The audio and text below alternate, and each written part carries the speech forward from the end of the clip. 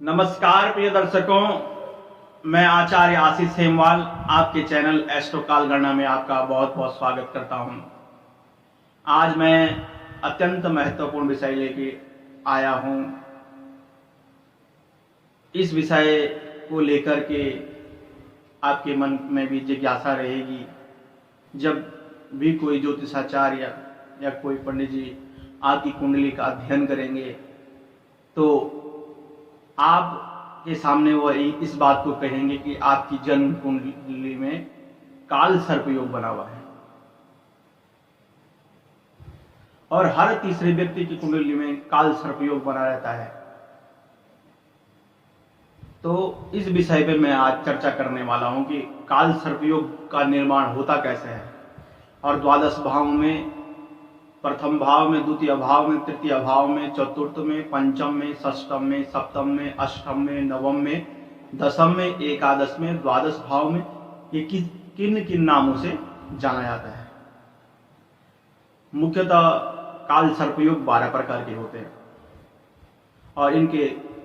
और कई नामों से इनको जाना जाता है। वैसे मुख्यतः 12 प्रकार से होते हैं। तो जो हमारी जन्म पत्रिका में घटित होते हैं, इसका एक ही सूत्र है। ये आप लोग भी जानते होंगे जो ज्योतिष के जिज्ञासु होंगे, और कई लोग ज्योतिष को सीखना भी चाहते हैं। हर व्यक्ति ज्योतिष सीखना चाहता है। तो राहु और केतु से यह दोष बनता है जन्म कुंडली में। राहु केतु से काल सर्प दोष का निर्माण होता है, और इसका एक सूत्र है, ये आप नोट कर लें। राहु और केतु के मध्य में सारे ग्रह पड़ जाए तो आपकी जन्म पत्रिका में या जन्म कुंडली में काल सर्प दोष का निर्माण होता है। और कहीं कहते हैं कि काल सर्प दोष राहु और केतु के साथ में कई ग्रह हों, उसको भी काल सर्प योग बढ़ा देते हैं। जैसे राहु के साथ कोई चंद्रमा है या राहु के साथ बृहस्पति बैठा हुआ है, तो ये काल सर्प योग दोष नहीं कहा जाता है। काल सर्प दोष राहु केतु के मध्य में, राहु केतु के साथ नहीं, राहु केतु के मध्य में सारे ग्रह पड़ जाएं, उसे काल सर्प दोष कहते हैं। और कहीं ये भी बताते हैं कि आपकी कुंडली में आसंकी काल सर्प दोष है, क्योंकि एक ग्रह आपका बाहर है और सारे ग्रह अंदर हैं, तो इसे लोग क्या कहते हैं, आसंकी काल सर्प दोष कहते हैं। लेकिन ये कहीं ज्योतिष में नहीं है। इसका एक ही सूत्र है, राहु केतु के मध्य में सारे ग्रह पड़ जाएं तो काल सर्प दोष का निर्माण होता है। तो इस विषय पर मैं विस्तार में आपकी को चर्चा करूंगा कि लग्न में किस नाम से काल सर्प दोष जाना जाता है, द्वितीय भाव में किस नाम से, द्वादश भाव में किस नाम से जाना जाता है, और इसका प्रभाव आपके जीवन में क्या क्या होता है। देखिए, काल सर्प का जो प्रभाव होता है वह कहीं ना कहीं आपके जीवन में रुकावट पैदा करता है। आप बहुत मेहनत करते हैं और अंत में आपके काम रुक जाते हैं, तो ये काल सर्प दोष के कारण होता है। आप इसकी शांति कराएं, विद्वान ब्राह्मणों के द्वारा इसकी शांति कराएं, और हर बार, मतलब कहने के तात्पर्य 2-3 साल में कराते रहें। कई लोग कहते हैं कि हमने तो काल सर्प दोष की शांति करा दी थी, तब भी हमें फल की प्राप्ति नहीं हुई। काल सर्प दोष कभी समाप्त नहीं होता जन्म कुंडली से। इसका प्रभाव कम हो सकता है। जिस प्रकार से आप किसी व्यक्ति से को अच्छा मानते हैं, तो उसका प्रेम आपके लिए भी अच्छा होगा। आप किसी के साथ व्यवहार अच्छा रखते हैं तो उसका व्यवहार भी आपके साथ अच्छा होगा। और अगर आप किसी के साथ व्यवहार ठीक नहीं रखते हैं, उसका व्यवहार आपके प्रति ठीक नहीं होगा। तो आपको व्यवहार बनाना है। कहने का तात्पर्य है, अपने जो योग है आपकी कुंडली में, चाहे वो राजयोग हो, राजयोग कभी समाप्त नहीं होता है, और कोई कुयोग हुआ, दुर्योग हुआ आपकी कुंडली में, वह कभी समाप्त नहीं होता है। उसका प्रभाव कम हो सकता है अगर आप उसके उपाय करें, पूजा पाठ करें, जिन उपायों को मैं बताऊंगा आगे उन उपायों को करें तो इसका प्रभाव कम हो जाता है। तो काल सर्प जो दोष जो है अंत में कोई भी काम आप कर रहे हैं उसमें रुकावट पैदा करता है। तो इसी में मैं आप चर्चा करने वाला हूं। प्रथम भाव में जो है अनंत नाम का काल सर्प दोष बनता है। देखिए, अगर लग्न में राहु हो और सप्तम भाव में केतु हो और उसके सारे मध्य में सारे ग्रह हो तो इस काल सर्प योग का नाम है अनंत काल सर्प योग। द्वितीय भाव में राहु हो, अष्टम में केतु हो, इन दोनों ग्रहों के मध्य में सारे ग्रह पड़ जाएं, बन जाता है कुलिक नामक काल सर्प दोष। और तृतीय भाव में राहु हो और भाग्य में केतु हो और इसके मध्य सारे ग्रह पड़ जाए तो इस काल सर्प योग कहते हैं वासुकी काल सर्प योग। चतुर्थ भाव में राहु हो और दशम भाव में कर्म भाव में केतु हो और उसके सारे मध्य सारे ग्रह पड़ जाए तो इसको कहते हैं संकपाल काल सर्प योग। पंचम भाव में राहु हो और केतु हो आपका एकादश भाव में, इस काल सर्प इसको कहते हैं पद्म काल सर्प योग। और छठे भाव में राहु हो और द्वादश भाव में केतु हो, इसके मध्य में सारे ग्रह पड़ जाए तो इस काल सर्प दोष को कहते हैं, इसका नाम कहते हैं महापद्म काल सर्प योग। और सप्तम भाव में राहु और लग्न में केतु हो और इसके मध्य में सारे ग्रह पड़ जाएं तो इसको कहते हैं तक्षक नाम का काल सर्प योग। और अष्टम में राहु और द्वितीय भाव में केतु हो तो इसको कहते हैं कर्कोटक काल सर्प योग। इसके मध्य में सारे ग्रह पड़ जाए, राहु केतु के मध्य में, बार बार बता रहा हूं, राहु केतु के मध्य में सारे ग्रह पड़ जाएं तो काल सर्प योग का निर्माण होता है। अगर भाग्य भाव में नवम भाव में राहु हो और केतु हो तृतीय भाव में, इसके मध्य सारे ग्रह पड़ जाएं तो इस काल सर्प योग कहते हैं शंखचूड़ नाम काल सर्प योग। और दशम भाव में आपके राहु और शुक्र भाव में चौथे भाव में केतु हो, इसके मध्य सारे ग्रह पड़ जाएं, इसको कहते हैं घातक काल सर्प योग। एकादश में राहु हो और पंचम में केतु हो, इसके मध्य में सारे ग्रह पड़ जाएं, इसको कहते हैं विषधर काल सर्प दोष। और द्वादश भाव में आपका राहु हो और छठे भाव में आपका केतु हो, इसके मध्य सारे ग्रह पड़ जाए तो इसको कहते हैं शेषनाग काल सर्प दोष। मैंने आपको द्वादश भावों में 12 प्रकार के काल सर्प दोष बताए, आप नोट कर दीजिएगा, क्योंकि आप जब अपनी जन्म कुंडलिका दिखाएंगे, जन्म पत्रिका दिखाएंगे तो इसमें जब कोई आपका विश्लेषण करेगा जन्म पत्रिका का, जन्म कुंडली का, तो जब वो उस बात को कहेगा तो आपको भी लगेगा कि हाँ ये बात सही है या गलत है। तो आपको भी इस बात का ध्यान होना चाहिए, क्योंकि कालांतर में ज्यादातर लोग किसी दूसरे को गलत बता देते हैं। ज्योतिष का काम है सही दिशा दिखाना और सही उपाय करके उसका सही फल व्यक्ति को मिले, सही उपाय करके आपके सही फल आपको मिले, आपकी जो बाधा है वो दूर हो जाए, वो ज्योतिष का काम है। और ज्योतिष के साथ कर्म कांड भी सही होना चाहिए। आप सही विद्वान ब्राह्मण से अपना पूजा पाठ कराएं, उससे फल ज्यादा मिलता है। जो गुरुकुल के पढ़े हुए विद्यार्थी हों, जिन्होंने आचार्य शास्त्री इत्यादि किया हो, पूर्व मध्यमा उत्तर मध्यमा किया हो, संस्कृत से पढ़े हुए हो, उनसे आप कर्म कांड करवाएं अपने घर में, तो इसका प्रभाव, इसका फल जो है आपको बढ़िया मिलेगा। तो अब मैं आपको बताऊंगा, अगर लग्न भाव में आपका काल सर्प योग हो तो आपको कौन सी दिक्कतें आने वाली है। लग्न में अगर काल सर्प दोष बन जाता है, यानी कि लग्न में राहु और सप्तम में केतु पड़ जाए, इसके मध्य सारे ग्रह पड़े, तो व्यक्ति कहीं ना कहीं चिड़चिड़ा होता है, उसको मन की अशांति रहती है, उसके काम कहीं नहीं बनते हैं, बनते बनते काम बिगड़ जाते हैं,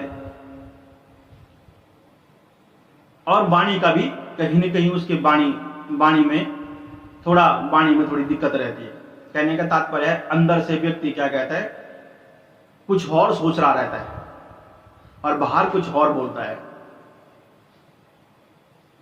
इस प्रकार की व्यक्ति को समस्या रहती है और इसकी शांति व्यक्ति को करानी चाहिए। विशेषतौर लग्न का राहु और सप्तम का केतु जो है अनंत जो काल सर्प योग बनता है, इसमें काफी दिक्कतें रहती हैं, क्योंकि लग्न जो है स्वयं हो, मैंने कई बार कहा लग्न जो जन्म पत्रिका जो लग्न भाव जो होता है वह स्वयं है।